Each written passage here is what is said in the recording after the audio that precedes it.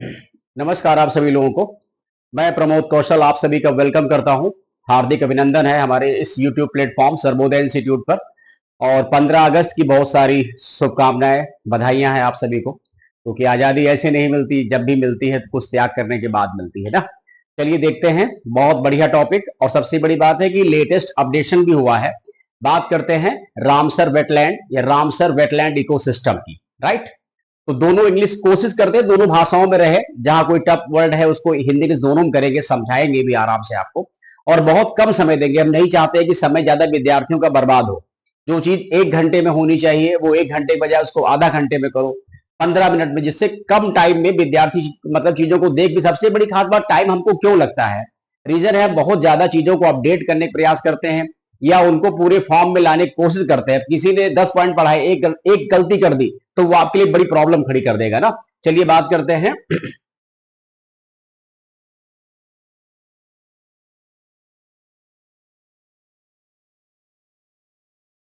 Ramsar आर्द्र भूमि, क्या बोलते हैं इनको, रामसर वेटलैंड। तो सबसे पहले समझेंगे, हालांकि बहुत टॉपिक विस्तार में तो नहीं पढ़ाएंगे, कम समय में टू द पॉइंट पढ़ाएंगे। रामसर का मतलब क्या है कि ये एक ईरान का शहर है, clear, it is a city of Iran, right.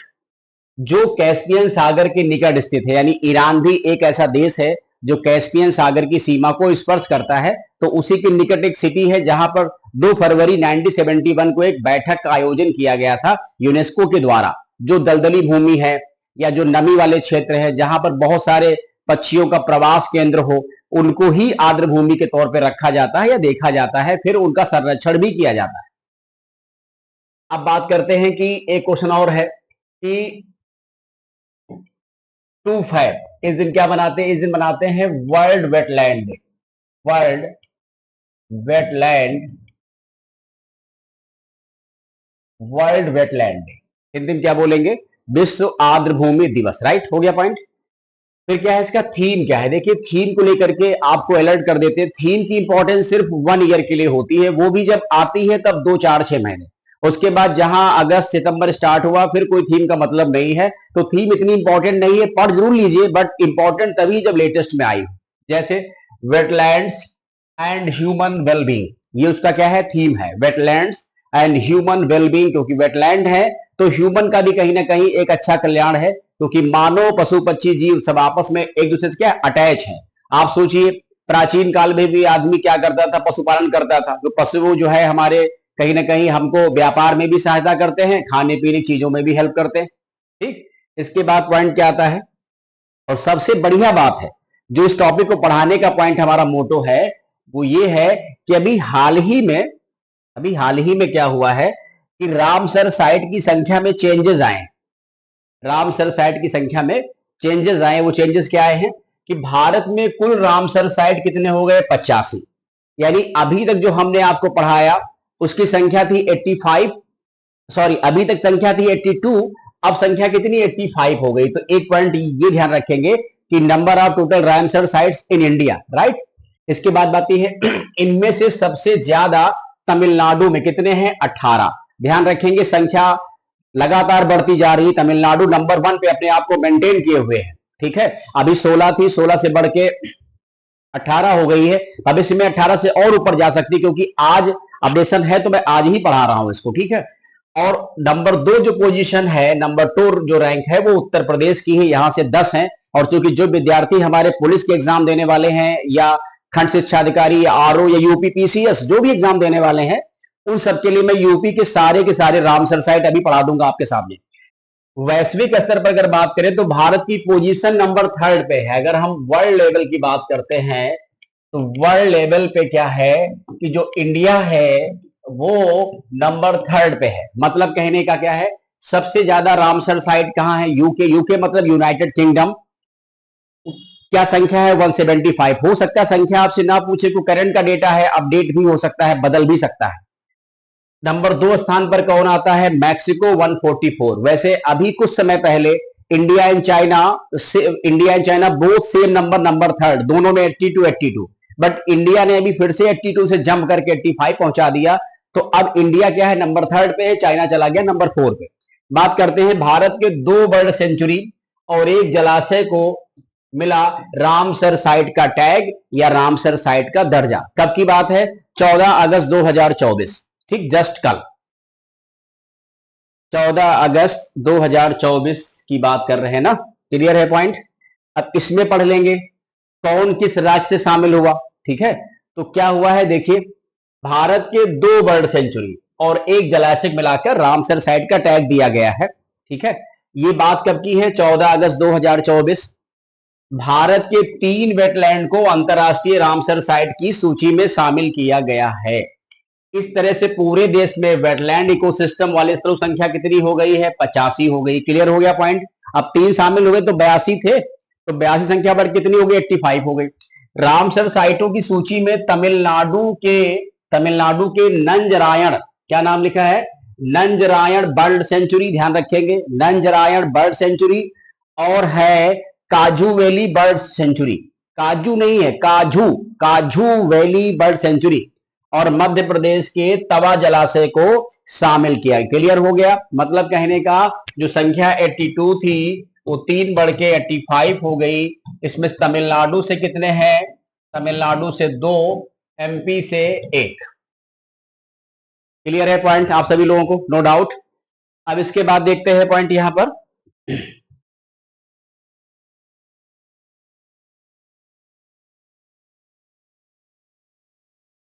अब रामसर साइटों की सूची में शामिल भारत के 85 वेटलैंड का कुल क्षेत्रफल जो है, कुल एरिया है, वो है 1.35 मिलियन हेक्टेयर। ऐसे क्वेश्चन पीसीएस या बड़े एग्जाम का हिस्सा बनते, कितना क्षेत्रफल कवर किया है, इससे ज्यादा है। तो पिछले 10 वर्षों की अगर बात करें, मतलब 2014 से लेकर 24 तक भारत में रामसर साइट जो 26 हुआ करती थी, उनकी संख्या बढ़कर के वर्तमान समय में 85 हो गई है। ठीक है, क्लियर है पॉइंट? आगे देखेंगे हम लोग।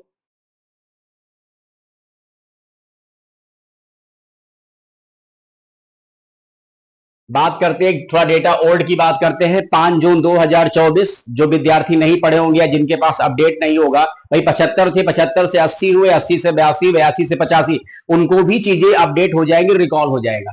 क्या लिखा है? केंद्रीय पर्यावरण, वन और जलवायु परिवर्तन मंत्रालय ने रामसर सम्मेलन के तहत बिहार में नागी और नकटी पक्षी अभ्यारण्यों को अंतर्राष्ट्रीय महत्व के नवीनतम आर्द्रभूमि के रूप में अधिसूचित किया है, अधिसूचित हुई है। ठीक है, ये जो केंद्रीय पर्यावरण वन और ये मंत्रालय हमारा, यही भारत की नोडल एजेंसी है जो इन मामलों में सपोर्ट करता है अंतरराष्ट्रीय लेवल पर।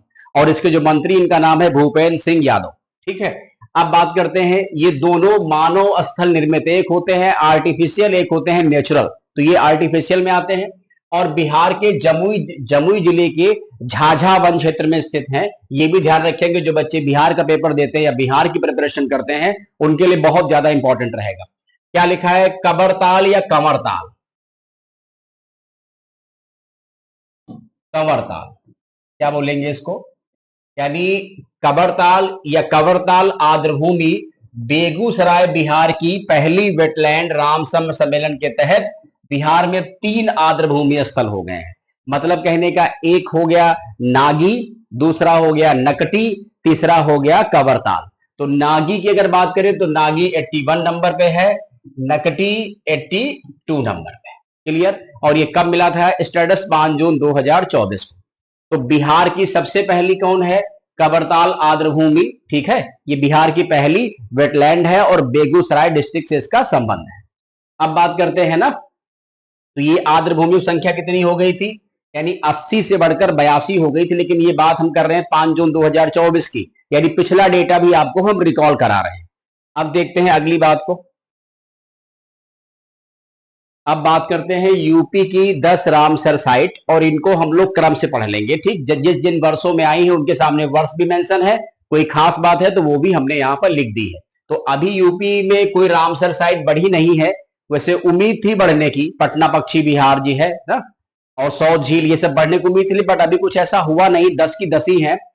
पहली है ऊपरी गंगा नदी यानी बुलंदशहर, 2005 में मिला स्टेटस, सबसे बड़ा क्षेत्रफल है इसका 266 किलोमीटर स्क्वायर, राइट। फिर अगला है नवाबगंज पक्षी अभ्यारण्य, उन्नाव पड़ता है, 2019, सबसे छोटा है 2 किलोमीटर स्क्वायर, राइट। ये सारी डेटा पढ़ के जाना कब कौन कैसे आया है, और ये नवाबगंज पक्षी अभ्यारण्य कहां पड़ेगा, ऊपरी गंगा नदी कहां पड़ेगी, ये यूपी स्पेशल के लिए मोस्ट इंपॉर्टेंट है सारे विद्यार्थियों के लिए।